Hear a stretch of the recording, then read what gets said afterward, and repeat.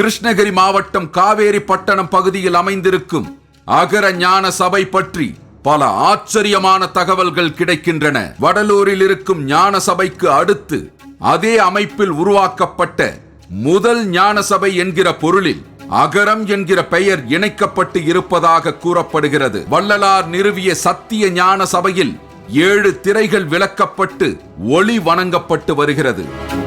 இங்கேயும் 7 திரைகள் விலக்கப்படுகின்றன. ஒவ்வொரு மனிதனுக்குள்ளும் மனித தன்மை என்கிற ஒப்பற்ற ஒளி இருக்கிறது. ஆனால் ஆசை, கோபம், சுயநலம் போன்ற குணங்கள் பல்வேறு திரைகளாக படர்ந்து அந்த மனித தன்மையை மறைத்து விடுகிறது என்பதையும், இந்த பொல்லாத குணங்கள் விலகி நல்ல நெறியை அடையும் போது மனிதன் தனக்குள் இருக்கும் தெய்வத்தை காண்கிறான் என்பதையும் விளக்கும் விதமாக இந்த 7 திரைகள் விலக்கப்படுவதாக சொல்லப்படுகிறது.